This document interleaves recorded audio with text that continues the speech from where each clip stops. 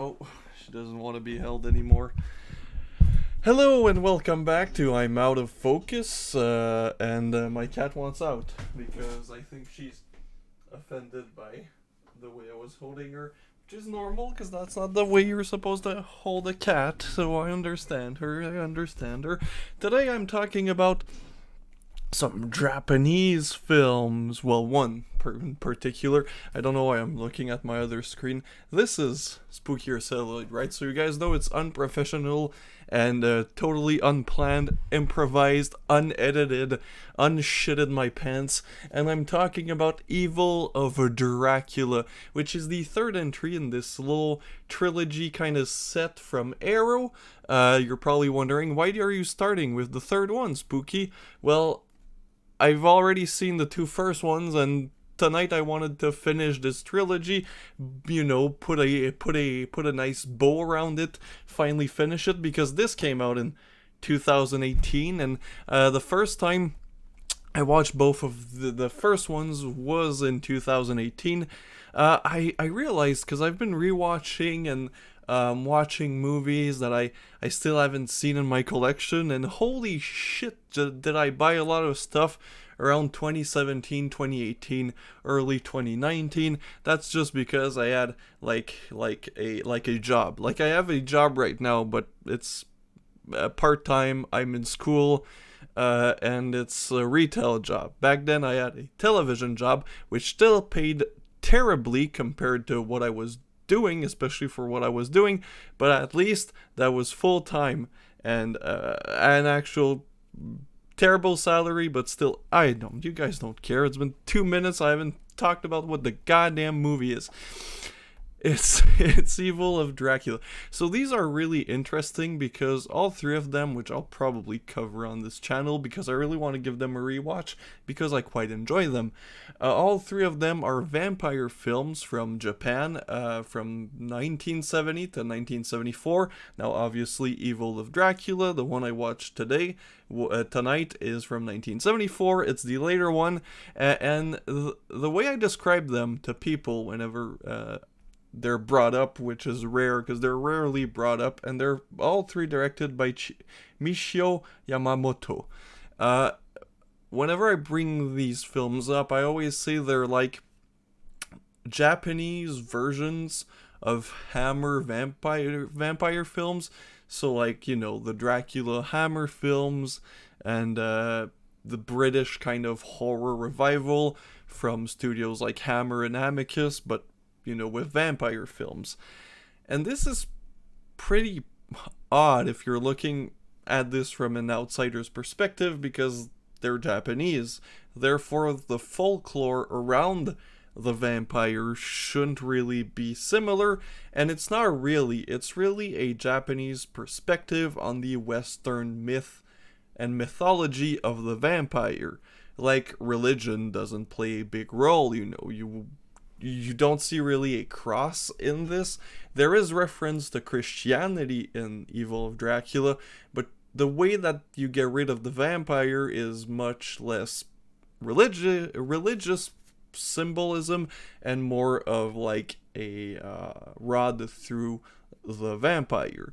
So that's what's interesting, is that they're shot and they kind of feel like late 60s, early 70s British Hammer vampire films, but with this very Japanese point of view. Even the sets, these like gothic castle but with a Japanese touch, are very fascinating because they feel really gothic westernish, but at the same time very Japanese. Like in this film, it's about a man who psychology teacher goes to a private school of for girls, and it's this very gothic kind of building, Victorian era almost, which I know the Japanese architecture was before the war, I think very much, or right after the war, probably right after the war, was very much inspired by European Victorian era kind of design, so that could explain. Anyways, the guy is a teacher. He goes to a small town exactly to work as a psychology teacher in a private school, and over there he meets the principal of the school, and from the first meeting, things are weird. Whenever he drives there, he sees that there was an accident in the small town, which he learns that that accident killed the principal's wife. And his driver is also weird. Everything from the get-go feels a bit silly, a bit weird. You know, the professor is not too sure what's going on. Anyways, he goes to the principal's, I think, house. It's somehow not really attached to the school, even though I think it's on school property. Anyways, he meets the principal. He offers him brandy, tells him the story of the school, and then our character, the professor, of course feels like, you know, he gives his sympathy to him for his dead wife, blah blah blah, and he sleeps in the principal's house. And later that night, he has what he think is a nightmare where he sees the dead wife of the principal alive and well. Well, not really well, because you see she's a vampire, and he also sees another girl who's a vampire.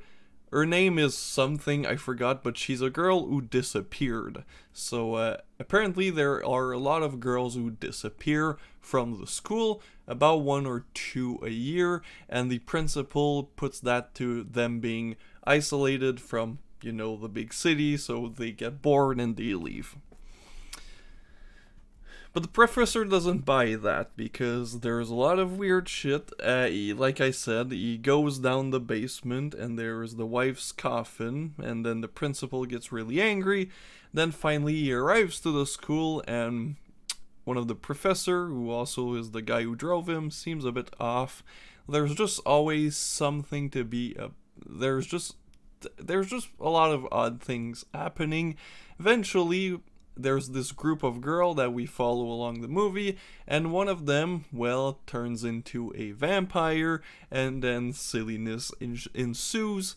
Yeah, that was almost coherent. Jesus Christ, I'm tired. I was almost coherent? What the fuck? I know how to pronounce that word. I pronounced it like yesterday. This was a mess of a review. A mess. You're not here for the plot. You're here for the plot. You're here for my thoughts on the film. I like it. It's beautiful. As I said, it's very much inspired by European vampire cinema. So you get this wide anamorphic cinematography. You get some really good music. You get that feeling of early 70s Japanese cinema that I like. You get that look. You get that interesting contrast between this being a Japanese film and clearly it being very much influenced by Western cinema. The atmosphere is great. The vampire, it's actually pretty spooky. Like, there's a lot of spooky imagery in this. It's not like the later 90s J-horror stuff where you're jumping out of your seat or you won't be able to sleep, but there's a few shots that are so full of atmosphere and a bit spooky, and then the vampires show up, and it really gets this feeling across of spookiness. This would be a good triple feature during October. So if ever you're doing that 31 movie challenge and you like vampire films, which I think most of my subscribers do, I'm not too sure. I don't really on my main channel talk a lot about vampire films. I've talked about Jean Rollin, and I've talked about the idea of doing a Jess Franco video, which that's also in the works.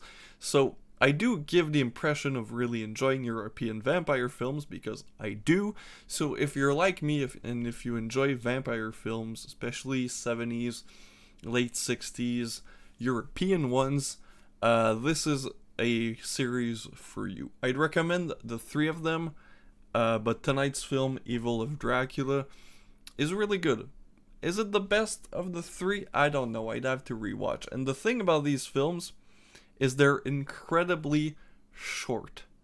So honestly, if during this October there's a Saturday where you're like, God damn, I want to pile up my number of movies watched in October, these are, the first one is 71 minutes. The second one is 82 minutes, and tonight is the one that is the longest at 83 minutes. So they go by quick, they're fun, they're slow burns. Don't expect this to be super fast paced like later Japanese films. Go in the mindset that these are very much British or European vampire films with just a different language and different skin tone. Yeah, they're slow burns, but I do really enjoy slow burns, and this is a pretty neat slipcover. Arrow video. I don't think you can get that slipcover anymore, so you'll get this edition, which also looks pretty cool. I like this cover. I really like this cover. So I really need to rewatch the two first ones, and I'll probably be back in October covering those. I don't think I'll do a 31 movie challenge because I'm in university. October is midterm season. Even though I only have one midterm, I have essays to do. If they're not in October, if they're not due in October, they're due like first week of November. Then we get November. Again, we get final exams. So I'll probably not be able to watch 31 movies, sadly, this October. But I'll be back on this channel quite often reviewing horror movies, I guess. So yeah, keep an eye out for my review of The Vampire Doll and Lake of Dracula. Thank you guys, and see you guys next time. Putain.